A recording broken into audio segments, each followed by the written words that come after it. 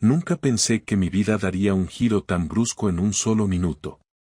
Estaba de pie, con el estómago encogido, frente a una cafetería del centro de Madrid, viendo a Laura, mi esposa, sonreír de una manera que no le había visto desde hacía años. La sonrisa que reservaba para mí cuando recién empezábamos a salir, cuando éramos jóvenes y nos sobraba pasión. Aquella sonrisa no era para mí. Y lo peor de todo, tampoco era para algún desconocido en un cruce de miradas casual. Era una de esas mañanas de otoño en las que todo parece normal.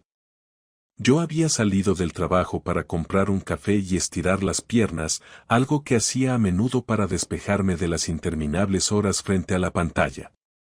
Madrid estaba despierta, bulliciosa, con el sonido de coches y conversaciones de fondo. La gente iba deprisa, absorta en sus propios mundos. Pero mi mundo se paralizó en el momento en que la vi. Ella estaba sentada en la terraza, vestida con esa chaqueta roja que yo le había regalado el invierno pasado, charlando con un hombre. Al principio, lo lógico fue pensar que era algún amigo o colega de trabajo.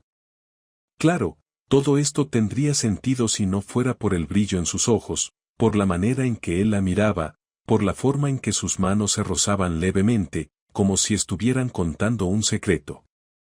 Me quedé inmóvil, escondido tras la esquina de un edificio cercano, observando aquella escena que parecía sacada de una película romántica.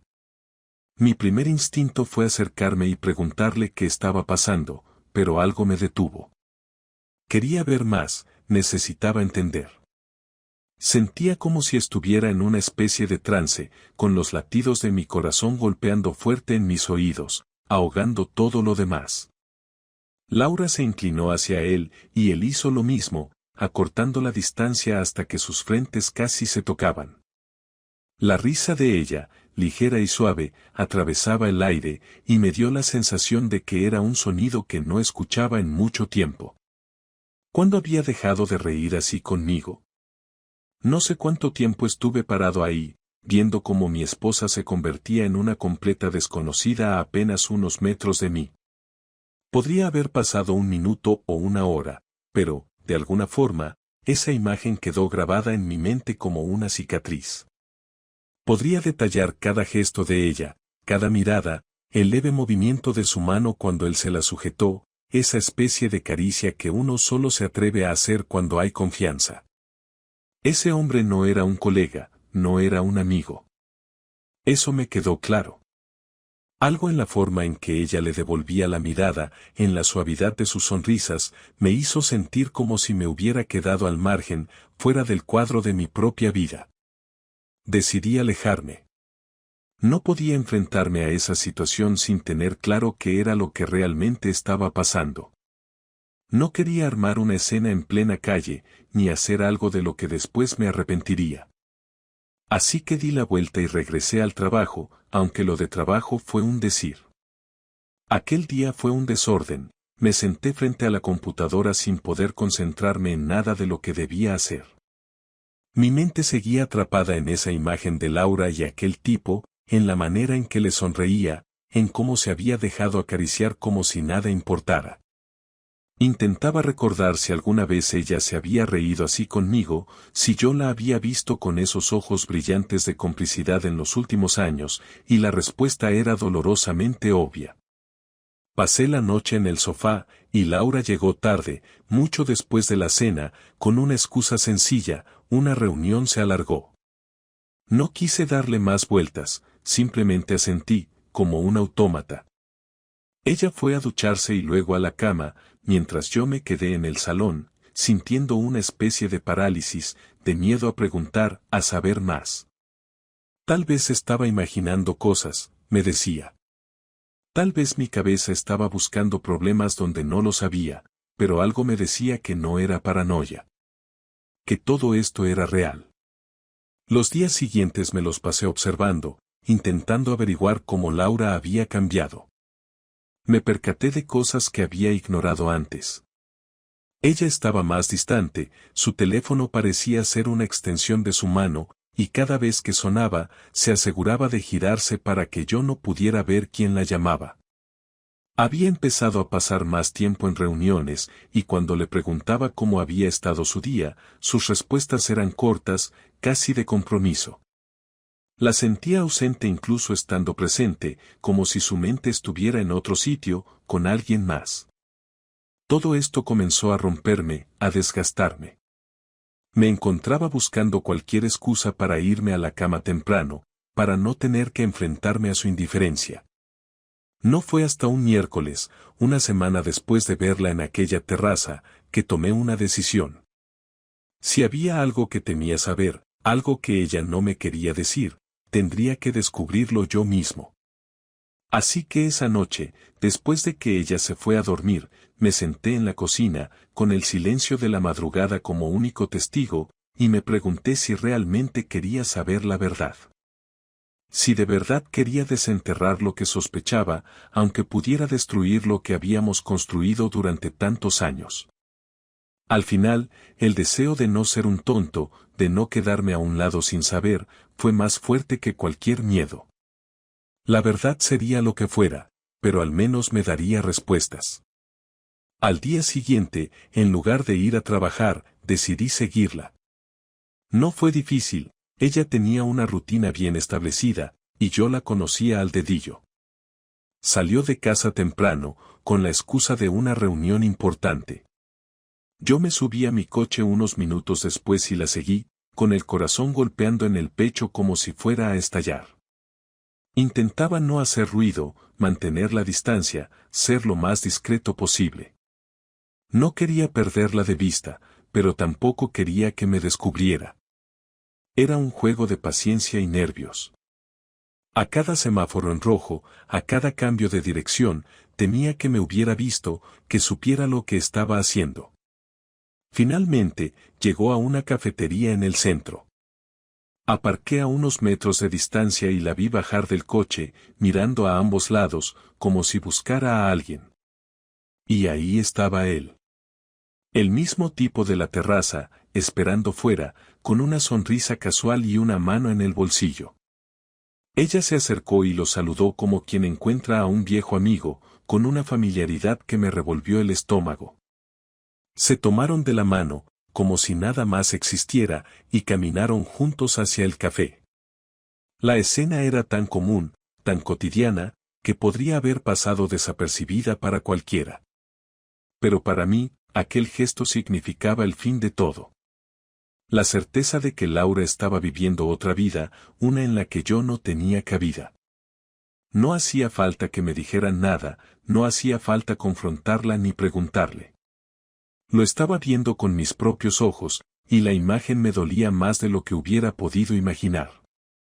Observé desde el coche, sintiéndome pequeño, como si toda mi vida se hubiera reducido a aquella vista desde una esquina de la calle. Sabía que debía hacer algo, pero en ese momento, me sentí incapaz de moverme. Me quedé ahí, inmóvil, viendo cómo entraban juntos al café, cómo compartían un desayuno como si fueran una pareja más, como si yo nunca hubiera existido. Al rato, salieron y caminaron por la calle, riendo y hablando, mientras yo seguía escondido en el coche, con una mezcla de furia y tristeza que no sabía cómo manejar. No me atreví a seguirlos más allá de ese punto. Sabía que no podría soportar ver más, que aquello era suficiente para confirmar lo que ya sospechaba. Volví a casa, aún en estado de shock, y me encerré en el salón, incapaz de hablar con nadie, de compartir lo que acababa de presenciar. Durante horas, estuve sentado en el sofá, mirando al vacío, tratando de procesar lo que esto significaba para nosotros, para mí, para mis hijos. Laura no era la mujer que yo pensaba, no era la persona que había prometido amarme y serme fiel. Y la realidad de su traición me caía encima como una losa, aplastándome, dejándome sin aliento. Esa noche, cuando volvió a casa, no pude mirarla. No pude siquiera fingir una sonrisa o preguntarle cómo había estado su día.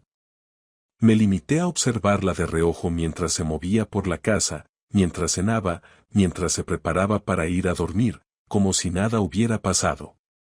Y ahí, en el silencio de nuestra habitación, me di cuenta de que mi vida nunca volvería a ser la misma. La espera fue lo peor. La tensión de pasar los días con una apariencia de normalidad, mientras por dentro se me iba acumulando el veneno, me estaba matando lentamente. Veía a Laura moverse por la casa con esa tranquilidad, esa falsa inocencia que ahora me resultaba insultante. Cada vez que me dirigía la palabra, cada buenos días o cómo estás era como una broma cruel, un recordatorio de que me estaba engañando, a la cara, y sin ningún tipo de culpa. Solo hacía falta ver cómo, cada día, se arreglaba más que antes, como si tuviera la necesidad de impresionar a alguien. Alguien que, evidentemente, no era yo. Esa misma noche, decidí que no podía seguir soportándolo. Ya no tenía caso prolongar el sufrimiento. Me había estado preparando mentalmente para el momento de enfrentarla, aunque nada me prepararía realmente para la intensidad del enfrentamiento. Me quedé despierto, en el sofá, esperando a que llegara a casa. Había mencionado una salida con amigas después del trabajo, y como últimamente, esa excusa sonaba más falsa que nunca. Sabía que estaba con él, ese hombre cuyo rostro se había vuelto una especie de sombra en mi mente, una presencia maldita que ahora parecía formar parte de mi vida tanto como de la de ella. Eran cerca de las 11 cuando escuché la cerradura girar. Ella entró sin hacer mucho ruido, pero al verme ahí, esperándola, se detuvo un segundo, como si algo le hubiera advertido que aquella noche no sería como las otras. La saludé con un tono neutral, casi casual, lo cual parecía confundirla aún más. Noté el ligero temblor en su mano cuando dejó las llaves en la mesa de la entrada, y por un segundo pensé que quizás sabía que la había descubierto. Pero no. Solo era su reacción a encontrarme ahí, esperándola a una hora en la que usualmente ya estaría dormido. ¿Qué tal la noche?, le pregunté, casi de forma casual, como quien hace una pregunta sin importancia. Bien, nada especial, respondió con rapidez, sin mirarme a los ojos. Fue esa respuesta, esa mentira tan obvia, la que terminó de romper algo dentro de mí. Me levanté despacio y me acerqué a ella, hasta que no tuvo otra opción que mirarme a la cara. No supe si fue la intensidad en mi mirada o el hecho de que yo estaba más calmado de lo que ella esperaba, pero la vi retroceder un paso, con la incomodidad grabada en el rostro. Laura, le dije, y mi voz sonaba más firme de lo que me hubiera imaginado. ¿Hasta cuándo vas a seguir con esta farsa? Me miró con desconcierto, intentando probablemente ganar tiempo. No había reacción inmediata, pero pude ver cómo se le tensaban los músculos del rostro. La sorpresa en sus ojos se mezcló con algo más. ¿Miedo, tal vez? O quizás simplemente nerviosismo, porque en el fondo sabía que la confrontación era inevitable. ¿De qué hablas?, me respondió, intentando mantener una voz neutra, aunque se le notaba la incomodidad. Sabes perfectamente de qué hablo, insistí, sin apartar la mirada. Lo sé todo, Laura. Ya no tienes que mentir. Lo vi todo. La reacción fue inmediata, casi instintiva. Se llevó una mano al pecho y, por un instante, parecía que iba a decir algo. Pero en lugar de eso, intentó recomponerse, respirar profundo, y cuando finalmente habló, lo hizo en tono defensivo. No tienes derecho a hablarme así, Javier, soltó, con la voz temblorosa pero intentando sonar firme. ¿Qué es lo que estás insinuando? Su intento de fingir dignidad solo me dio más rabia. Era evidente que ella sabía de qué hablaba, y en lugar de reconocerlo, intentaba hacerme sentir como un paranoico, un hombre celoso sin motivo. Esa falta de arrepentimiento, ese cinismo, me empujó a responder con más dureza de la que había planeado. Lo vi todo, Laura, le dije, casi con desprecio. Te vi con él, ¿qué más quieres que te diga? ¿Que cierre los ojos y finja que no pasa nada? Ya basta. Solo quiero saber la verdad. Hubo un momento de silencio pesado, durante el cual ella pareció evaluar sus opciones. La vi tensarse, tratando de pensar en alguna mentira que pudiera sacarla del aprieto. Y luego, en un acto que me tomó por sorpresa, empezó a llorar, pero no eran lágrimas de remordimiento. Eran lágrimas de frustración, casi de rabia. «No tienes idea de lo que ha sido esto para mí, Javier», exclamó, con un tono de víctima que solo me revolvió el estómago. Tú nunca estás. Estás siempre ocupado, siempre en tu mundo, ¿y yo qué? ¿Se supone que debo quedarme esperando a que te acuerdes de mí? Su argumento me golpeó, pero no de la manera en que ella pensaba. Sabía que mi trabajo me absorbía, que a veces podía ser un hombre ocupado, pero ¿eso justificaba traicionar nuestros votos, nuestra confianza? Mi paciencia, ya desgastada, empezó a desvanecerse completamente. Así que la culpa es mía, le espeté. Eso es lo que estás diciendo, que tu manera de resolver las cosas es irte con otro y hacerme ver como un idiota. Ella no respondió. En su lugar, se cruzó de brazos y me miró con resentimiento. Ya no estaba llorando, ya no tenía el papel de víctima. Había en sus ojos algo que nunca había visto antes, desafío. ¿Y qué querías que hiciera?, soltó, levantando la voz. ¿Que siguiera aquí, viviendo esta vida vacía? Te pasas el día en el trabajo, Javier, y cuando llegas a casa ni siquiera me miras. No soy un adorno, ¿entiendes? Sus palabras eran como cuchilladas, y por un momento casi sentí que estaba perdiendo el control de mí mismo. Pero no me moví, no dejé que su ira me desestabilizara. No podía creer que intentara justificar su traición de esa manera, culpándome a mí por algo que, en última instancia, era su decisión. Si tenías problemas conmigo, podrías haber hablado, le respondí, esforzándome por mantener la calma. Pero no, preferiste engañarme, ocultarlo todo y seguir actuando como si nada. ¿Qué se supone que debo hacer ahora, Laura? ¿Seguir fingiendo que todo está bien? Finalmente, su fachada se rompió.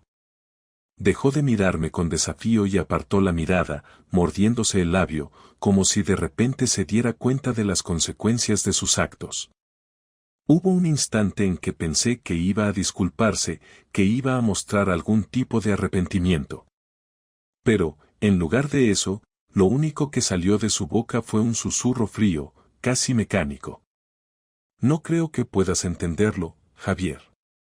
A veces las cosas no son tan simples. Aquellas palabras, tan frías, fueron el golpe final. Todo lo que quedaba de mis dudas, de mis intentos de comprender, se desvaneció en ese momento. Laura no tenía remordimientos, ni siquiera parecía reconocer el daño que había causado. Era como si la mujer que había amado, que había creído conocer, hubiera desaparecido, dejando solo a una desconocida que ahora me miraba con desdén, casi con indiferencia. Me quedé en silencio, incapaz de pronunciar una sola palabra más. La observé, intenté encontrar algún rastro de la mujer que alguna vez me juró amor, pero solo vi a alguien que ya no me importaba. Ella finalmente dio un paso hacia atrás, como si se rindiera en su intento de manipular la situación, y se dirigió a la habitación sin decir nada más. Me quedé solo en la sala, con la rabia y la tristeza mezclándose en mi interior, y comprendí que aquello era el final. La mañana siguiente, me levanté antes que Laura. El insomnio de la noche anterior me había dado tiempo para pensar, para planear. Durante horas, mientras ella dormía en nuestra cama como si nada, en la que alguna vez compartimos tantas noches, yo no hice otra cosa que calcular, imaginar, prever. En lugar de la tristeza o el dolor, sentía una calma nueva, como si algo dentro de mí hubiera cambiado radicalmente. Era como si, al fin, mi mente hubiese encontrado un propósito, una dirección para todo ese torbellino de emociones. No podía dejar pasar lo que me había hecho, no podía simplemente tragarme la traición, hacerme el tonto y seguir adelante. Después de verla sin remordimientos, sin ninguna muestra de culpabilidad, supe que necesitaba algo más que una simple separación. No me iba a quedar con los brazos cruzados mientras ella seguía adelante con su vida como si yo fuera un capítulo sin importancia, como si nunca hubiéramos compartido nada. Sabía que cualquier reacción impulsiva podría ponerme en una posición débil y no estaba dispuesto a darle esa satisfacción. Así que empecé a recopilar cada detalle de su vida, cada contacto, cada cita, cada hora fuera de casa que había dado por trabajo o amigas. Gracias a la tecnología, tenía muchas más herramientas de las que ella pensaba. Empecé por revisar algunos correos electrónicos y su agenda. No me llevó mucho tiempo averiguar los movimientos de Laura, las escapadas, y todo lo que había estado ocultándome. Sabía que necesitaba evidencias sólidas y quería llevar mi venganza al siguiente nivel. Así que durante las siguientes semanas, mientras ella pensaba que yo había aceptado la situación, que había bajado la guardia, reuní información en silencio. Revisé su ordenador mientras estaba fuera y descubrí todo lo que necesitaba.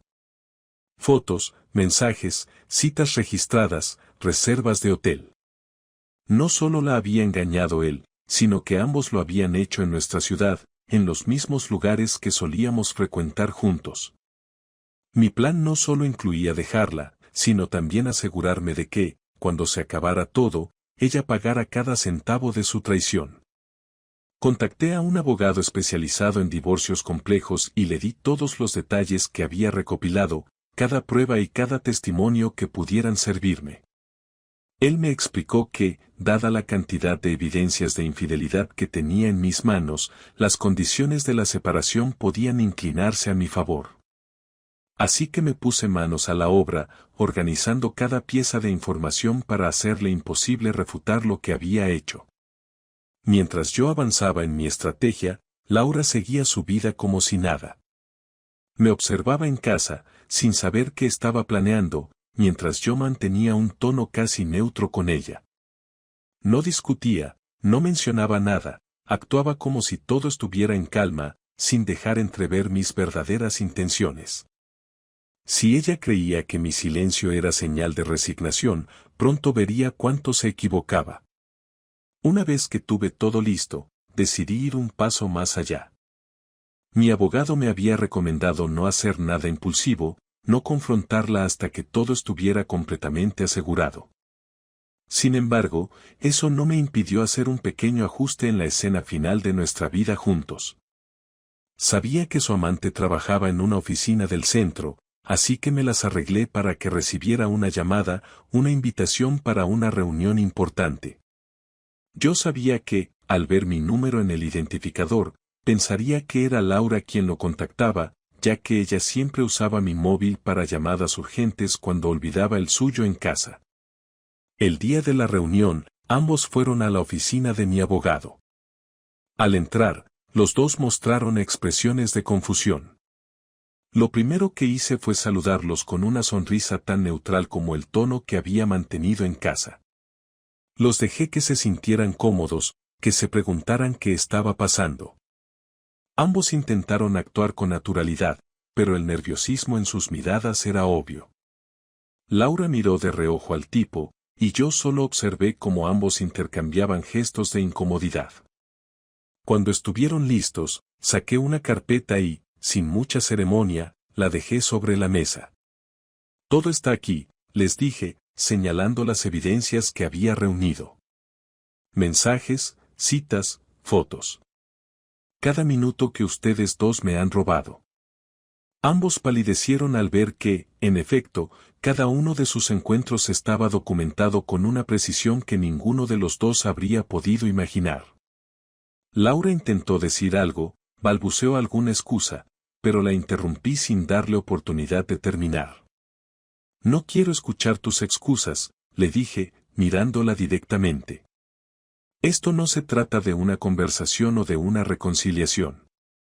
Ya no me interesa. Lo único que quiero es que entiendas que nada de esto va a salirte barato. En ese momento, el abogado intervino y les explicó la situación. Laura comenzó a hacer preguntas, a intentar negociar o minimizar lo que había pasado, pero él fue claro. Tenía pruebas más que suficientes para hacer que ella se quedara sin nada, o casi nada, en la separación. Si quería salir de esto con dignidad, tendría que aceptar mis condiciones.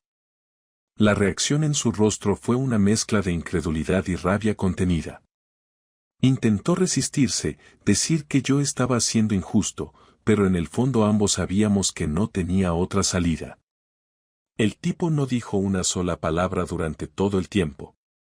Se quedó en silencio, mirándome con una mezcla de miedo y vergüenza. No estaba seguro de qué decir o hacer, y honestamente, me daba igual. Todo lo que quería era ver a Laura caer en cuenta de que había perdido, que su traición no iba a quedar sin consecuencias. A partir de ese día, comencé a tomar el control de todo lo que quedaba en nuestras vidas compartidas. Le dejé claro que tendría que irse de casa, que los hijos quedarían conmigo, y que cualquier intento de pelear por algo más solo complicaría las cosas para ella. La humillación en su rostro era evidente, pero ya no me importaba. Había gastado toda mi paciencia y mi empatía en alguien que, claramente, no había sentido ni una gota de compasión por mí. Durante las siguientes semanas, mientras ella iba sacando sus cosas de casa, se mantuvo en silencio. No hubo más escenas, ni súplicas, ni justificaciones. De vez en cuando, intentaba mirarme, como si quisiera decir algo, pero yo la ignoraba.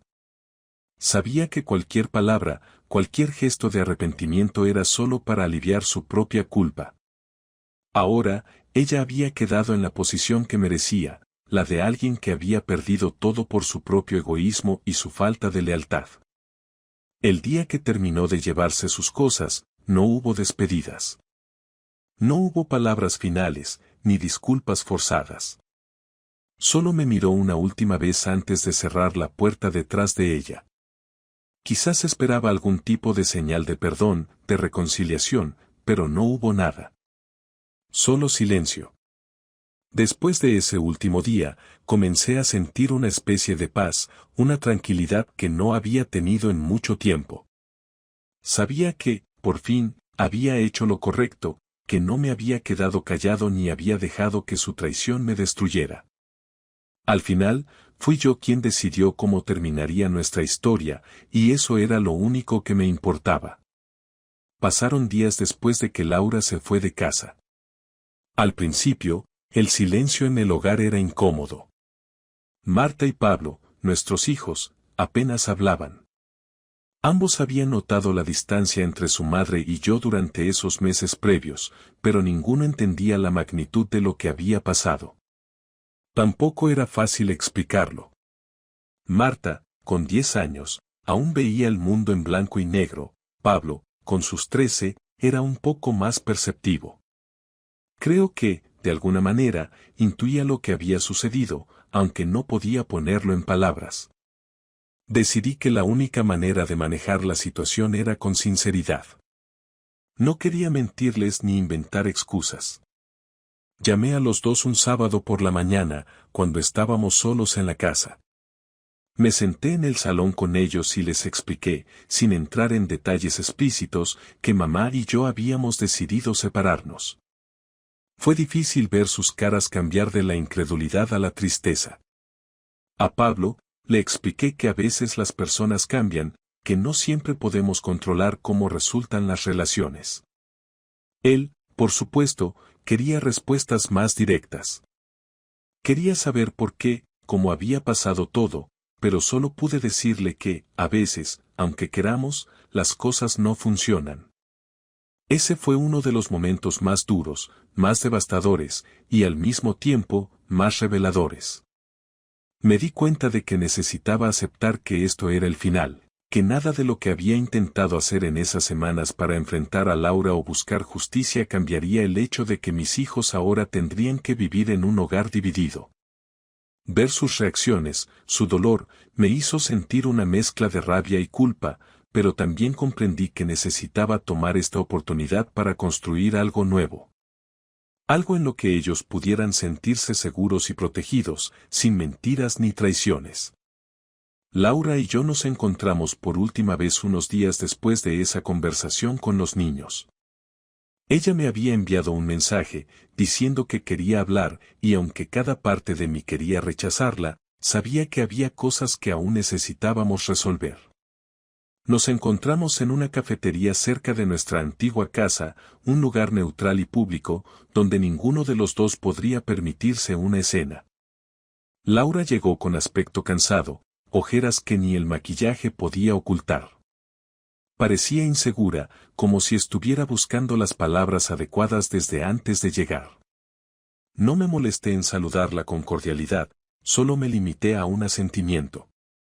Ella se sentó enfrente, jugueteando con su taza de café mientras buscaba cómo empezar. Había una incomodidad palpable entre nosotros, un silencio pesado que ninguno sabía cómo romper. Pero fue ella quien finalmente se atrevió a hablar. Javier, sé que esto no fue correcto, comenzó, en un tono bajo, casi susurrante. Sé que te hice daño, que no he actuado bien contigo ni con los niños. La observé sin decir nada. Había una parte de mí que deseaba alguna clase de arrepentimiento genuino, algo que me diera al menos una sensación de cierre, de que todo esto no había sido en vano. Sin embargo, su tono me pareció vacío, casi forzado, como si estuviera leyendo una disculpa de un guión. Lo que hice fue una mala decisión, sí. Pero también quiero que entiendas que no era feliz, Javier. Pasaron años, años en los que me sentí sola, ignorada.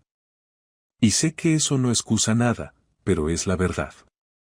Ese intento de justificar lo injustificable solo aumentó mi molestia. Claro que no habíamos sido perfectos, claro que teníamos problemas, como cualquier pareja. Pero nunca pensé que la solución para ella fuera simplemente traicionarme, destruir nuestra familia. La interrumpí antes de que continuara con sus excusas. Laura, dije, tratando de mantener la calma, si realmente pensabas que esto era lo correcto, podrías haber hablado conmigo. Podrías haber intentado arreglar las cosas o, al menos, haber sido honesta y decirme que ya no querías estar conmigo. No hacía falta destruir todo de esta manera. Ella asintió, mordiéndose los labios como si no supiera qué más decir. No sé si realmente había comprendido el daño que había hecho, si estaba dispuesta a aceptar la responsabilidad. Todo lo que escuchaba de su boca eran justificaciones, excusas. Algo dentro de mí se apagó en ese momento. La imagen de la mujer que una vez amé desapareció, reemplazada por una desconocida que parecía incapaz de comprender el alcance de sus propias acciones. ¿Qué es lo que quieres de aquí en adelante?, le pregunté finalmente, decidido a terminar con aquella conversación. Laura suspiró, mirándome con una expresión de cansancio. Solo quiero que los niños estén bien. Quiero tener la oportunidad de verlos, de estar con ellos, aunque ya no vivamos juntos. Asentí. Eso depende de ti, Laura. Nunca les he hablado mal de ti, y no lo haré. Ellos necesitan a su madre, y no les voy a quitar eso. Pero tendrás que ganártelo. No puedes esperar que después de todo esto ellos te reciban como si nada. Ella se quedó en silencio, mirando el café en su taza. Creo que en ese momento entendió que no iba a ser tan fácil. Que tendría que trabajar para reparar la relación con sus hijos, para ganarse el respeto que había perdido.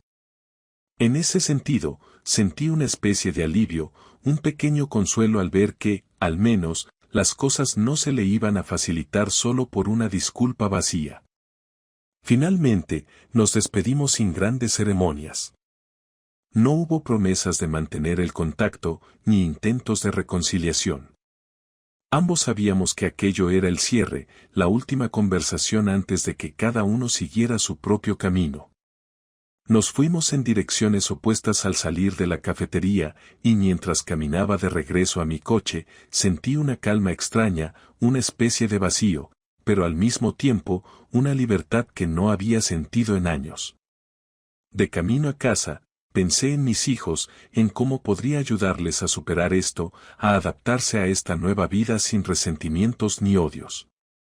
Sabía que aún quedaba mucho por hacer, mucho por construir de nuevo. Pero también sentía que, al menos, ya había dado el primer paso, había cerrado ese capítulo oscuro. Al llegar a casa, Pablo y Marta estaban jugando en el salón. Me senté con ellos, les pregunté sobre sus cosas, sobre sus amigos y las actividades del colegio. Por primera vez en mucho tiempo, sentí que podía estar plenamente presente, que ya no había una sombra que empañara nuestra vida juntos. A partir de ese día, me dediqué a construir un hogar donde mis hijos se sintieran seguros, donde pudieran encontrar consuelo sin los secretos y las mentiras que habían arruinado nuestra familia. Cada pequeño momento con ellos me recordaba que, aunque Laura y yo ya no fuéramos una pareja, aún podía ser un buen padre, aún podía enseñarles la importancia de la honestidad, de la lealtad. En los días que siguieron a esa última conversación con Laura, me fui acostumbrando poco a poco a la vida sin ella. Al principio, el silencio en casa era extraño, pero pronto se transformó en algo que incluso llegué a disfrutar. Sin las constantes excusas y mentiras, el ambiente era más tranquilo, más honesto, aunque fuera un cambio doloroso. Podía volver del trabajo y pasar tiempo con los niños, sin sentir esa tensión que antes parecía llenar cada rincón de nuestro hogar. Los niños, como era de esperarse, tuvieron sus propios momentos difíciles. Marta, con su inocencia, intentaba entender por qué su mamá ya no estaba en casa. Al principio, hacía preguntas, algunas dolorosas, sobre cuándo volvería Laura o si íbamos a arreglarnos. Pablo, por otro lado, era más reservado, no decía mucho, pero se le notaba la tristeza y el enojo en la cara. Lo vi pasar de esa etapa de incredulidad a una fase de resentimiento con rapidez. Noté cómo evitaba hablar de su madre o mencionarla, y cuando ella lo llamaba, sus respuestas eran cortas, casi mecánicas. Me propuse entonces ayudarlos a entender, a aceptar la nueva realidad sin amargura. Sabía que no podía protegerlos de todo el dolor, pero tampoco quería que crecieran cargando un resentimiento que solo los lastimaría a largo plazo. Así que, poco a poco, comencé a abrirme más con ellos, a explicarles de una manera sencilla que a veces los adultos cometen errores, que a veces tomamos decisiones que dañan a los demás sin darnos cuenta de todas las consecuencias. En cuanto a Laura, no intentó volver a mi vida de ninguna manera significativa. Sus intentos de reconciliarse con los niños eran limitados, tal vez porque le costaba aceptar la responsabilidad o porque no sabía cómo reparar el daño que había causado. En las ocasiones en que los visitaba, procuraba ser amable, hacer planes con ellos, pero era evidente que los niños ya no la veían de la misma forma. Para ellos, ella se había convertido en una especie de visitante, alguien que estaba allí de vez en cuando, pero que ya no formaba parte de nuestra rutina diaria. Hubo una noche en la que Pablo finalmente se desahogó conmigo. Me encontraba en la cocina preparando la cena, cuando lo vi entrar y sentarse en silencio a la mesa. Lo miré, esperando que hablara, y finalmente me miró con una expresión seria. «Papá, ¿tú sigues queriendo a mamá?», me preguntó de repente. Esa pregunta me golpeó de lleno. Sabía que en algún momento llegaría, que tarde o temprano mis hijos querrían entender cómo había cambiado mi relación con Laura. Tomé un segundo para responder, queriendo ser honesto, pero sin agregar más peso a sus emociones. «Es complicado, Pablo», respondí finalmente. Querer a alguien y confiar en alguien son cosas distintas. Yo quise mucho a tu madre, y siempre la recordaré con cariño, porque tuvimos momentos felices. Pero ahora lo que siento es diferente.